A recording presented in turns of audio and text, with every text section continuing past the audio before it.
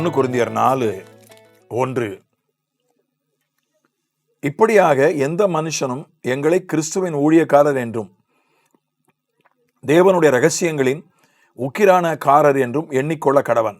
2. மேலும் உக்கிரானக்காரன் உண்மை உள்ளவன் என்று காணப்படுவது அவனுக்கு அவசியமாம். தேவனுடைய இரகசியங்களின் உக்கிரானக்காரர். உக்கிரானக்காரர் என்றால் பொறுப்பாளர்கள். தேவனுடைய இரகசியங்களை தங்களுடைய பொறுப்பில் வைத்திருக்கிறவர்கள். அவர்கள் உண்மை உள்ளவர்களாய் இருக்க வேண்டும் என்று ஊழியக்காரரை பற்றி சொல்கிறான். ஊழியக்காரரை பற்றி சொல்லப்படுகிற ஒரு காரியம் என்ன? தேவனுடைய இரகசியங்களை தங்களுடைய பொறுப்பில் வைத்திருக்கிறவர்கள். அதற்கு மூலமொழியில் கொடுக்கப்பட்டிருக்கிற சரியான ஒரு வார்த்தை சீக்ரெட் பர்பஸஸ் ஆஃப் காட். தேவனுடைய நோக்கங்கள். தேவன் ரகசியமாய் வைத்த நோக்கங்கள். ஒவ்வொரு மனிதனையும் பற்றி ஆண்டவர் ஒவ்வொரு நோக்கம் வச்சிருக்கிறார். ஒவ்வொரு மனிதனையும் பற்றி, ஒவ்வொரு நாட்டையும் பற்றி, ஒவ்வொரு குடும்பத்தையும் பற்றி, ஒவ்வொரு சபையையும் பற்றி கர்த்தர் ஒரு நோக்கம் வச்சிருக்கிறார். அதை ஒரு குறிப்பிட்ட காலம் வரைக்கும் அவர் ரகசியமாய் வைக்கிறார். சீக்ரெட் பர்பஸஸ் ஆஃப் காட், தேவனாலே மறைத்து வைக்கப்பட்ட நோக்கங்கள். அதை ஊழியக்காரனுடைய கையில் ஆண்டவர் அவனுடைய பொறுப்பில் கொடுக்கிறார். அவன் உண்மை உள்ளவனாக இருக்க வேண்டும். எபேசியர் 3 அதை இன்னும் நமக்கு விவரமாக விளக்கி சொல்கிறது. எபேசியர் 3:3-6. அது என்னவெனில், புறஜாதிகள் சுவிசேஷத்தினாலே உடன் சுதந்திரருமாய் ஒரே சரீரத்துக்கு உள்ளானவர்களுமாய் கிறிஸ்துவுக்குள் அவர் பண்ணின வாக்குத்தத்தத்திற்கு உடன் பங்காளிகளாய் இருக்கிறார்கள் என்கிற இந்த இரகசியத்தை அவர் எனக்கு வெளிப்படுத்தி அறிவித்தார். 5. அதை நீங்கள் வாசிக்கையில் கிறிஸ்துவின் இரகசியத்தை குறித்து எனக்கு உண்டாயிருக்கிற அறிவை அறிந்து கொள்ளலாம். 6. இந்த இரகசியம் இப்பொழுது அவருடைய பரிசுத்த அப்போஸ்தலருக்கும் தீர்க்கதரிசிகளுக்கும் ஆவியானவராலே வெளிப்படுத்தப்பட்டிருக்கிறது போல முற்காலங்களில் மனுபுத்திரருக்கு அறிவிக்கப்படவில்லை. இங்கே ஒரு இரகசியம், ஆண்டவர் மறைத்து வைத்த ஒரு காரியம் என்னவென்றால், புறஜாதிகளும் யூதரோடு கூட இஸ்ரவேலரோடு கூட அவர்கள் உடன் சுதந்திரராய் இருக்கிறார்கள். யூதர்களும் புறஜாதிகளும் ஒரே சரீரம் போல ஒன்றாக இணைக்கப்படுகிறார்கள். எந்த அளவுக்கு வாக்கு தத்தங்களில் யூதர்களுக்கு உரிமை இருக்கிறோ அதே உரிமை, அதே பங்கு புறஜாதிகளுக்கும் உண்டு. இதான் ரகசியம். இந்த ரகசியத்தை ஆண்டவர் பழைய ஏற்பாடு முழுவதும் மறைத்து வைத்திருந்தார். புதிய ஏற்பாட்டில் அதை அப்போஸ்தலருக்கும் தீர்க்கதரிசிகளுக்கும் வெளிப்படுத்தினார். அவர்கள் மூலம் எல்லாருக்கும் அதை அறிவித்தார். பழைய ஏற்பாட்டில் புறஜாதிகள் அநேகர் யூத மார்க்கத்தில் வந்து சேர்ந்தார்கள். எஸ்தருடைய புஸ்தகத்தில் பார்க்கிறோம், முர்தகாய் காலத்தில் யூத மார்க்கத்தில் வந்து நிறைய பேர் சேர்ந்தாங்க. ஒரு எத்தியோப்பிய மந்திரியினுடைய காரியத்தை பார்க்கிறோம் அப்போஸ்தலர் 8.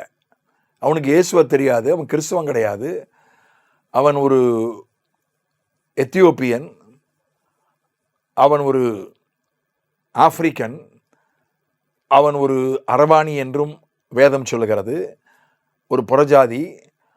ஆனால் அவன் எருசலேமில் வந்து ஆண்டவரை தொழுது கொள்ள வந்தான். ஆனால் உள்ளே விட மாட்டாங்க, பிரகாரம் வரைக்கும் தான் போகலாம், பரிசுத்த ஸ்தலத்துக்குள்ளே போக முடியாது. பரிசுத்த ஸ்தலத்துக்குள்ள லேவியர்கள், ஆசாரியர்கள், யூதர்கள் மட்டும்தான் போகலாம். புறஜாதியார் பிரகாரத்தில், பிரகாரம் என்பது ஒரு முற்றம், திறந்தவெளி முற்றம், அது வரைக்கும் தான் அவங்க போகலாம். மகாபரிசுத்த ஸ்தலத்துக்குள்ள பிரதான ஆசாரியன் மட்டும் போகணும். 3 பகுதி இல்லையா? ஆகினால இவர்கள் சமம் அல்ல, சமமான உரிமை கிடையாது. ஆனால் ஆண்டவர் பழைய ஏற்பாட்டில் சொன்னார், இஸ்ரவேல் என்னுடைய சிரேஷ்டபுத்திரன். சிரேஷ்டபுத்திரனா 2 மடங்கு பங்கு உண்டு. என்று ஆண்டவர் சொன்னார். ஆனால் புதிய ஏற்பாட்டில் அப்படி இல்லை. ஆண்டவர் என்ன சொல்லிட்டாரு? புறஜாதியாரும் இஸ்ரவேலரும் சமம், உடன் பங்காளிகள், உடன் சுதந்திரர். இன்னொரு விஷயமும் சொன்ன, இன்னொரு ரகசியம் அதே ஆண்டவர் மறைச்சு வச்சிருந்தார், அதே ஆண்டவர் வெளிப்படுத்தினார். அது ரோமரில் சொல்லப்பட்டிருக்கிறது, 11ஆம் அதிகாரத்தில் சொல்லப்பட்டிருக்கிறது, 25. மேலும் சகோதரர், நீங்கள் உங்களையே புத்திமான்கள் என்று எண்ணாதபடிக்கு ஒரு ரகசியத்தை நீங்கள் அறிய வேண்டும் என்று இருக்கிறேன். அது என்னவெனில், புறஜாதியாருடைய நிறைவு உண்டாகும் வரைக்கும் இஸ்ரவேலரில் ஒரு பங்குக்கு கடினமான மனது உண்டாகியிருக்கும். புறஜாதியாருடைய நிறைவு உண்டாகும் வரைக்கும் இஸ்ரவேலரில் ஒரு பங்குக்கு கடினமான மனது உண்டாகியிருக்கும். இது ஒரு ரகசியம் என்று பவுல் சொல்கிறான். அப்ப இந்த மாதிரி ஆண்டவர் மறைத்து வைத்த ரகசியங்கள், ஆண்டவர் பழைய ஏற்பாட்டு காலத்தில் மறைத்து வைத்த ஆண்டவருடைய திட்டங்கள், நோக்கங்கள், அதெல்லாம் ஊழியக்காரர் கையில் தான் ஆண்டவர் ஒப்படைக்கிறார். அவர்கள் அதை தேவ பிள்ளைகளுக்கு, மக்களுக்கு எடுத்து சொல்ல வேண்டும். அதை உண்மையாக சொல்ல வேண்டும். சொல்லாமல் மறைச்சிடக்கூடாது. உண்மையாக சொல்லணும். மாற்றி சொல்லிடக்கூடாது, கூட்டி குறைச்சி சொல்லிடக்கூடாது. உண்மையாக சொல்லணும். குறிப்பாக அப்போஸ்தலர்களுக்கு, தீர்க்கதரிசிகளுக்கு ஆண்டவர் மறைக்கப்பட்ட தேவனுடைய நோக்கங்களை வெளிப்படுத்துகிறார். ஒரு கஸ்டோடியன், ஆங்கிலத்தில் சொல்றதா கஸ்டோடியன் ஆஃப் காட்ஸ் சீக்ரெட்ஸ். சில ரகசியங்களை ஆண்டவர் ஊழியக்காரன் கையில் நம்பி கொடுக்கிறார். அதனால் ஊழியக்காரர்கள், ஆண்டவர் நமக்கு ஒன்றை வெளிப்படுத்தினா எல்லாத்தையும் வெளியே சொல்லிடக்கூடாது. சில நேரம் சிலரை பற்றி ஆண்டவர் சொல்லுவார். ஒரு திருமண காரியத்திற்காக ஜெபிக்கும்படி என்னிடத்துல கேட்டிருந்தார்கள். அவங்க பேசிட்டு இருக்கும்போதே எனக்கு ஆண்டவர் பைபிளில் இருக்கிற ஒரு கதாபாத்திரத்தை என் முன்னால் கொண்டு வரார். இந்த பெண்ணை என் மகனுக்கு கல்யாணம் பண்ண முடிக்கலான்னு இருக்கோம், நீங்கள் ஜெபம் பண்ணி சொல்லுங்கள், ஆண்டவருடைய வழி நடத்துதலை சொல்லுங்கன்னு கேட்குறாங்க. பைபிளில் இருக்கிற ஒரு கதாபாத்திரத்தை ஆண்டவர் என் கண் முன்னால் கொண்டு வராரு பேசிகிட்டு இருக்கும்போதே. அப்புறம் அதை வச்சு ஜெபம் பண்ணேன். ஆனால் அதனுடைய விஷயத்தை மட்டும்தான் சொன்னேன். அந்த பைபிளில் இருக்கக்கூடிய அந்த கதாபாத்திரத்தை குறித்து சொல்லலை. நிறைய விஷயங்களை நான் சொல்லலை. அவங்களுக்கு என்ன தேவையோ, அவங்களுக்கு என்ன வழி நடத்துதல் தேவையோ அதை தான் சொன்னேன். கொஞ்சம் அழுத்தம் திருத்தமாக சொன்னேன், உறுதியாக சொன்னேன். நான் எல்லாத்தையும் சொன்னேன்னா ஒருவேளை அது அவங்கள புண்படுத்தும். அவங்க அந்த பெண்ணிடம் சொன்னால் அவள் புண்படுவாள், குடும்பத்தார் புண்படுவார்கள். அது அவங்களுக்குள்ள ஏன் மேலே அவங்களுக்கு வருத்தம் வரலாம், இன்னார் இப்படி சொல்லிட்டாராமே அப்படின்னு. அதனால் ஆண்டவர் சில ரகசியங்களை ஊழியக்காரனை நம்பி கொடுக்குறாரு. சிலத்தை நம்ம உண்மையாக எல்லாத்தையும் சொல்லிடணும்.